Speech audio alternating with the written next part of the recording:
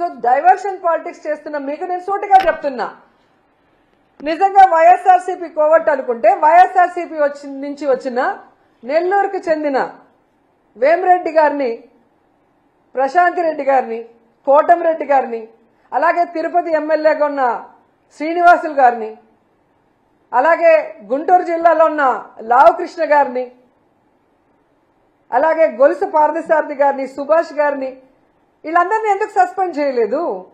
దాంట్లో కొంతమందికి ఎందుకు మంత్రి పదవులు ఇచ్చారు అంటే తప్పుడు పనులు చేసి దొరికిపోతే వాళ్ళు వైఎస్ఆర్సీపీ వాళ్ళని చెప్పటం, వైఎస్ఆర్సీపీ కోవట్లు అని చెప్పి తప్పించుకోవాలన్న ప్రయత్నం చేయటం, లేదంటే వాళ్ళు దొంగలు దొరల్లాగా వేల కోట్లు సంపాదించుకుంటూ మీకు ఇవ్వాల్సిన ముడుపులు ఇచ్చేస్తూ ఉంటారు.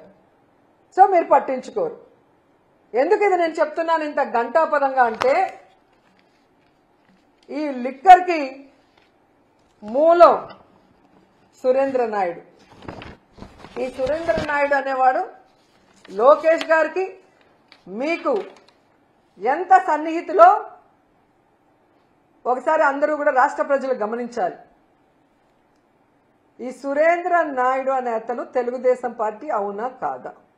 ఈయన చంద్రబాబు నాయుడుకి లోకేష్కి కావలసిన వ్యక్తి కాదా?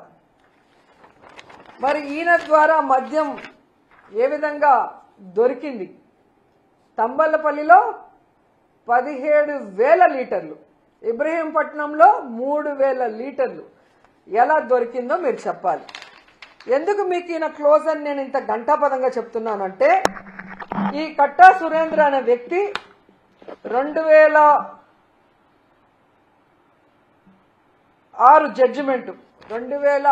జడ్జిమెంట్లో ఇతను ఒక వ్యక్తిని పొడిచి చంపేశాడు అని ఇతనికి లైఫ్ ఇంప్రిజన్మెంట్ ఇచ్చారు. ఇదో చూడండి. The trial court after considering the oral and documentary evidence convicted A1 for the offence punishable under section 302 of IPC and sentenced him to undergo imprisonment of life. So trial court ఇచ్చిన దాన్ని మళ్ళీ ఈయన హైకోర్టుకి వెళ్ళాడు. హైకోర్టుకి వెళ్తే నువ్వు చేసింది కరెక్టే కదా, చంపింది నిజమే కదా, సో నీకు ట్రయల్ కోర్టు లైఫ్ ఇంప్రిజన్మెంట్ వేసింది కరెక్టే కదా, అదే మేము కూడా వేస్తున్నామని ఈయనకి లైఫ్ ఇంప్రిజన్మెంట్ ఇచ్చారు. జీవిత ఖైదు వేసిన వ్యక్తి బయట ఫ్యాక్టరీలు నడుపుతూ ఎలా ఈ కల్తీ మద్యాన్ని అమ్ముతున్నాడు? ఈ విషయం ప్రజలు గమనించాలి. ఎందుకంటే చంద్రబాబు నాయుడు 2014లో అధికారంలోకి వచ్చాక తాను అధికారంలో ఉన్న ఈ 2014 నుంచి 19 మధ్యలో ఆయనకి క్షమాభిక్ష పెట్టించి లోపల నుంచి బయటికి వచ్చేలాగా చేశాడు. మరి ఎంత ప్రేమ ఉంటే, వీళ్ళ మధ్యలో ఎంత బాండింగ్ ఉంటే ఆయన్ని బయటకు తీసుకొస్తాడు? ఒక జీవిత ఖైదీని, ఒక మనిషి ప్రాణాన్ని నిలువునా తీసిన వ్యక్తిని బయటకు తీసుకొచ్చాడు అంటే చంద్రబాబు నాయుడు లోకేష్కి ఈయన ఎంత క్లోజో మనం అర్థం చేసుకోవాలి.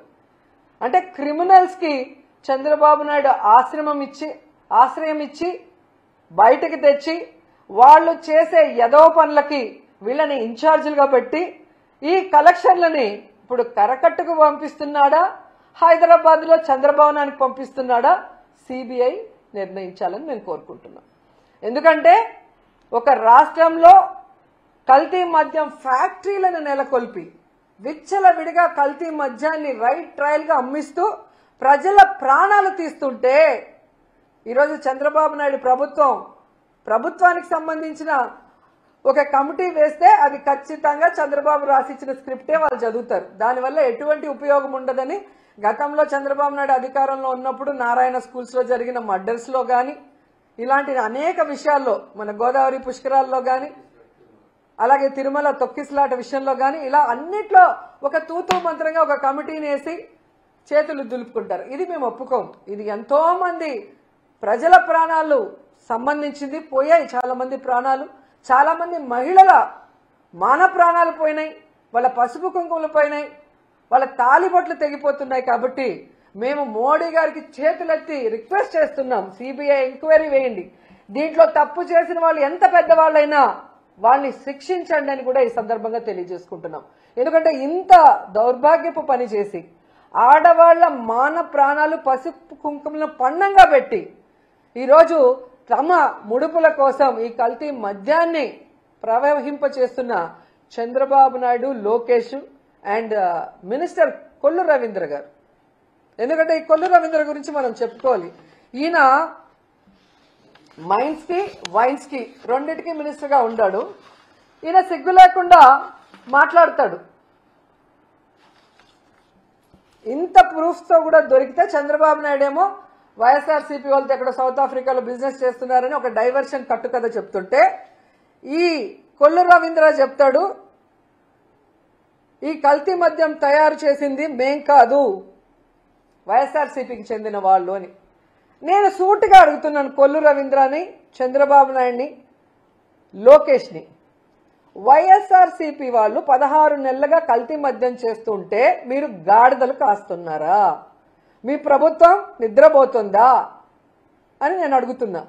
అండ్ ఈరోజు కొల్లు రవీంద్ర గారి కళ్ళు కాకులు ఎత్తుకుపోయినట్టున్నాయి.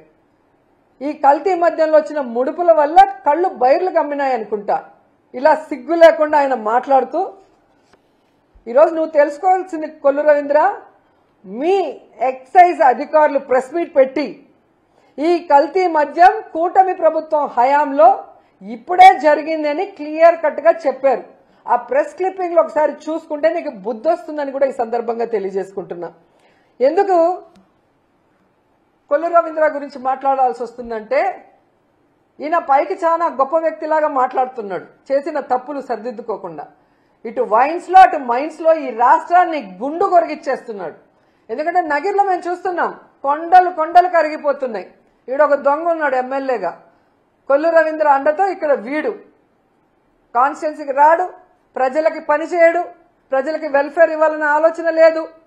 ముఖ్యంగా ఇక్కడున్న పవర్లూమ్ వాళ్ళకి 500 యూనిట్స్ ఫ్రీ కరెంట్ ఇస్తామని చంద్రబాబు నాయుడు వీడు వాగ్దానం చేసి ఎగ్గొట్టింది కాకుండా సిగ్గు లేకుండా పవిత్రమైన అసెంబ్లీలో ఫ్రీ కరెంట్ ఇచ్చినందుకు థ్యాంక్స్ అని చెప్పి అసెంబ్లీని కూడా ఏమార్చిన పెద్ద దొంగ ఇక్కడున్న నగిరి ఎమ్మెల్యే భానుప్రకాష్. సో ఈ కొండలన్నీ కరిగించి ప్రజలు ఈరోజు నోరు కొట్టుకుంటున్నారు, ఇలాంటి వాడిక మేము ఓటేశామని. ఇలా ప్రతి నియోజకవర్గంలో మట్టి దోచుకోవటం, కొండల్ని కొరిగేయటం, కల్తీ మద్యాన్ని బెల్ట్ షాపుల ద్వారా విచ్చలవిడిగా అమ్మించి ప్రజల ఆరోగ్యంతో, మహిళల మాన ప్రాణాలతో, పసుపు కుంకుమలతో చెలగాట మారుతున్నందువల్ల ఇతని మీద ఖచ్చితంగా కేసు పెట్టాలి, ఇతన్ని మంత్రిగా సస్పెండ్ చేయాలని కూడా డిమాండ్ చేస్తూ, ఇతనితో పాటు ప్రిన్సిపల్ సెక్రటరీ ముఖేష్ కుమార్ మీనా పైన కూడా ఎంక్వైరీ చేయాలి అనేసి కోరుకుంటున్నాం. ఎందుకంటే ఈయన ఈ మీనా హయాంలోనే ఎన్నికల ఈవీఎంలను ఎలా కల్తీ చేశాడు, ఆ రోజు ఎన్నికల ఈవీఎంలను కల్తీ చేయడమే కాకుండా ఈరోజు మీరు చూస్తే ఈ కల్తీ మద్యం ద్వారా ఎంతమంది మహిళల జీవితాలను నాశనం చేశాడో దానికి ముఖేష్ కుమార్ మీనా కూడా కారణం. కాబట్టి వీళ్ళందరి మీద సిబిఐ విచారణ వేసి వీళ్ళందరినీ కూడా పనిష్ చేయాలి. ఈ రాష్ట్రంలో కల్తీ మద్యాన్ని, గంజాయిని, డ్రగ్స్ ని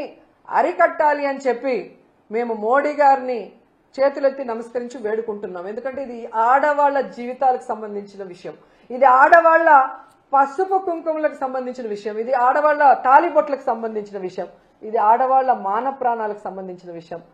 మోడీ గారు ఖచ్చితంగా మీరు మంచి నిర్ణయం తీసుకొని సిబిఐ ఎంక్వైరీ వేయిస్తారు, ఆడవాళ్ళని కాపాడతారు, ఆడవాళ్లకి అండగా నిలబడతారని చెప్పి మనస్ఫూర్తిగా నేను కోరుకుంటున్నాను. అండ్ ఈరోజు ఈ రాష్ట్రంలో ఉన్న మహిళలందరికీ కూడా నేను విన్నవించుకుంటున్నాను, మీ భర్తల ప్రాణాలు, మీ అన్నదమ్ముల ప్రాణాలు, మీ కొడుకుల ప్రాణాలు కాపాడుకోవాల్సిన బాధ్యత మీ మీద ఉంది. మీకోసం వైఎస్ఆర్ కాంగ్రెస్ పార్టీ మొత్తం మీకు అండగా నిలబడుతుంది. రేపు రాష్ట్ర వ్యాప్తంగా ఈ కల్తీ మద్యం మీద ఎక్సైజ్ ఆఫీసుల ముందర ధర్నా చేస్తున్నాం. మీరందరూ కూడా వచ్చి కలుసుకోండి. ఈ ప్రభుత్వం మెడలు వంచి ఈ కల్తీ మద్యాన్ని ఆపుదాం, ఈ బెల్ట్ షాపుల్ని రిమూవ్ చేసేంత వరకు పోరాడుదాం, సిబిఐ ఎంక్వైరీ ఎన్డీఏ ప్రభుత్వం వేసే వరకు పోరాడుదాం, మన కుటుంబాన్ని మనం కాపాడుకుందామని చెప్పి ప్రతి ఒక్కరిని కోరుకుంటున్నాను.